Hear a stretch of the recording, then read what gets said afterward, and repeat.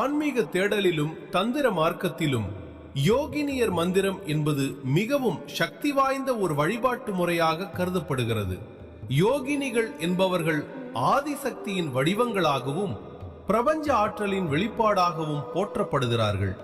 இந்த மந்திரத்தின் பின்னணியில் உள்ள முக்கியத்துவத்தையும் அதன் பலன்களையும் இங்கே காண்போம். யோகினியர் மந்திரம் என்றால் என்ன? யோகினியர் மந்திரம் என்பது பிரபஞ்சத்தின் பெண்மை ஆற்றலை ஆவாகனம் செய்யும் புனிதமான ஒளி அதிர்வுகளாகும். பொதுவாக 64 யோகினியர் வழிபாடு இந்து தந்திர மரபில் பிரசித்தி பெற்றது.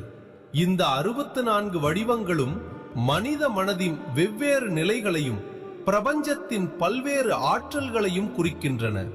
இவர்களை நோக்கி உதிர்க்கப்படும் மந்திரங்களே யோகினியர் மந்திரங்கள் ஆகும். யோகினியர் மந்திரங்களை உச்சரிப்பது மனதில் உள்ள எதிர்மறை எண்ணங்களை நீக்கி ஆன்மீக விழிப்புணர்வை ஏற்படுத்துகிறது. உடலில் உள்ள சக்கரங்களை சமநிலைப்படுத்தவும் குண்டலினி சக்தியை தூண்டவும் இந்த மந்திரங்கள் உதவுகின்றன. தீய சக்திகள் மற்றும் தடைகளிலிருந்து ஒருவரை காக்கும் ஒரு கவசமாக இந்த மந்திர அதிர்வுகள் செயல்படுகின்றன. எப்படி உச்சரிக்க வேண்டும்?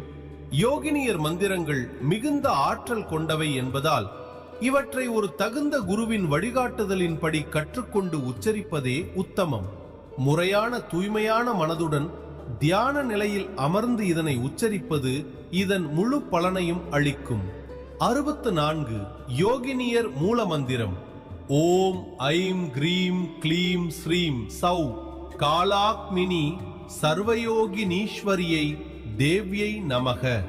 மந்திரத்தின் தூய பொருள்: ஓம் பேரறிவு, பராசக்தி, ஈர்ப்பு, பெரும் செல்வம் மற்றும் முக்தி ஆற்றலின் வித்துக்களாய் விளங்குபவளே, காலத்தை வென்ற பேராற்றல் மிக்க பெரு நெருப்பே, 64 யோகினியரின் தலைவியான தெய்வீக அன்னையே, உமக்கு என் பணிவான வணக்கங்கள்.